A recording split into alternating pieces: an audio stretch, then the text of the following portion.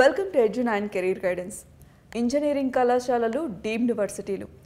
అమరావతి రాష్ట్రంలోని పలు ఇంజనీరింగ్ కళాశాలలు డీమ్డ్ వర్సిటీలుగా మారేందుకు ప్రయత్నిస్తున్నాయి. గత ప్రభుత్వంలో ఫీజులు తక్కువగా ఉండడం, రీఎంబర్స్మెంట్ బకాయిలు పేరుకుపోవడంతో కొన్ని కళాశాలలు డీమ్డ్ బాట పడుతున్నాయి. డీమ్డ్ వర్సిటీగా మారితే సీట్ల పెంపు, భర్తీ, కొత్త కోర్సులను ప్రవేశపెట్టుకునే అవకాశం విద్యా సంస్థకు ఉంటుంది. వీటిపై రాష్ట్ర ప్రభుత్వాల పర్యవేక్షణ నామమాత్రం అవుతుంది. సీట్ల మంజూరుకు మాత్రం అఖిల భారత సాంకేతిక విద్యామండలి అనుమతి పొందాలి. డీమ్డ్ హోదాలో ప్రవేశాల నుంచే పరీక్షల నిర్వహణ ఉంటుంది. ధృవపత్రాల జారీ వరకు ప్రత్యేక ప్రణాళికను అమలు చేసుకునే అవకాశం విద్యా సంస్థకు ఉంటుంది. భవిష్యత్తులో కళాశాలలన్నీ ధృవపత్రాలను జారీ చేసే సంస్థలుగా మారాలని నూతన జాతీయ విద్యా విధానం లక్ష్యం కావడంతో డీమ్డ్ హోదా ఇచ్చేందుకు విశ్వవిద్యాలయాల నిధుల సంఘం కూడా సుముఖంగా ఉంది. యూజీసీ నేరుగా డీమ్డ్ అని కాకుండా డీమ్డ్ టు బి విశ్వవిద్యాలయం పేరుతో అనుమతులిస్తోంది. ఏడాది కిందట సార్వత్రిక ఎన్నికల ప్రక్రియ కొనసాగినందున డీమ్డ్ వర్సిటీల మంజూరు ప్రక్రియ కొంతకాలం నిలిచింది. ఇప్పుడు మళ్లీ ఈ ప్రక్రియ మొదలైంది. రాష్ట్రం నుంచి 10కి పైగా కళాశాలలు దరఖాస్తు చేయగా గత ఏడాది వీఆర్ సిద్ధార్థకు డీమ్డ్ హోదా లభించింది. మిగతా వాటిల్లో కొన్నింటికి యూజీసీ తనిఖీలు కాగా కొన్నింటిని పరిశీలించాల్సి ఉంది. డీమ్డ్ హోదా లభించని చాలా కళాశాలలు స్వయం ప్రతిపత్తి హోదా కోసం ప్రయత్నిస్తున్నాయి. రాష్ట్రంలో స్వయం ప్రతిపత్తి విద్యా సంస్థలన్నీ కలిపి 184 వరకు ఉన్నాయి. ఒక పక్క ప్రైవేట్, మరోపక్క డీమ్డ్. రాష్ట్రంలో విశ్వవిద్యాలయాల సంఖ్య పెరుగుతోంది. ఇప్పటికే 10 ప్రైవేట్ విశ్వవిద్యాలయాలుండగా 5 డీమ్డ్ వర్సిటీలున్నాయి. ఇవి కాకుండా ప్రభుత్వ విశ్వవిద్యాలయాలన్నీ కలిపి 19 వరకు ఉన్నాయి. ఈ లెక్కన రాష్ట్రంలో అన్ని రకాలు కలిపి 34 వర్సిటీలున్నాయి. కొత్తగా మరో 108కి పైగా డీమ్డ్ వర్సిటీలుగా మారేందుకు చేసిన దరఖాస్తులు యూజీసీ వద్ద పెండింగ్లో ఉన్నాయి.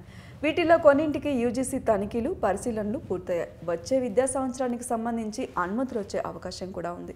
GMR Srikakulam, Gayatri Vidya Parishad Visakhapatnam, SR Krishna, VVIT Guntur, Chalapathi Guntur, ఫిస్ ఒంగోలు, ఆదిశంకర తిరుపతి, ఆర్జీఎం నంద్యాల, శాంతిరాముడు వైద్యశాల నంద్యాల, మదనపల్లి ఇంజనీరింగ్ మదనపల్లె తదితర విద్యా సంస్థలు ఇప్పటికే దరఖాస్తు చేశాయి. ప్రైవేటు విశ్వవిద్యాలయాల కేటగిరీలోనూ అనుమతుల కోసం కొన్ని కళాశాలలు ప్రయత్నిస్తున్నాయి. బ్రౌన్ఫీల్డ్ వర్సిటీలుగా ఉన్నవి ప్రైవేట్ విశ్వవిద్యాలయాలుగా మారేందుకు అవకాశం ఉంది.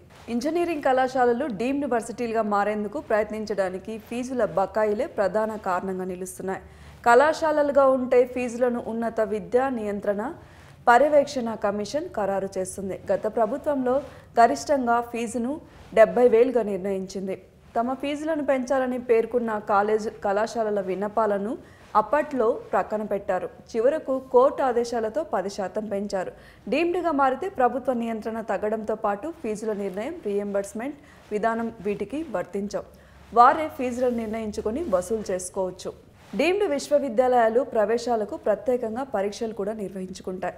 మౌలిక సదుపాయాలు, మానవ వనరుల ఆధారంగా సీట్లను ఏఐసిటిఈ మంజూరు చేస్తుంది.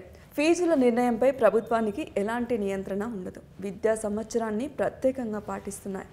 ఎబ్సెట్, జేఈఈ మెయిన్స్ అడ్వాన్స్డ్ పూర్తి కాకుండానే డీమ్డ్ వర్సిటీలు దాదాపు అన్ని సీట్లను భర్తీ చేసుకుంటున్నాయి.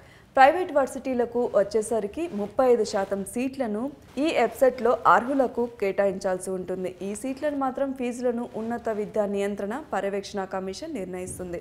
ఫీజు రీఎంబర్స్మెంట్ అర్హత కలిగిన వారి ఫీజులను చెల్లిస్తుంది.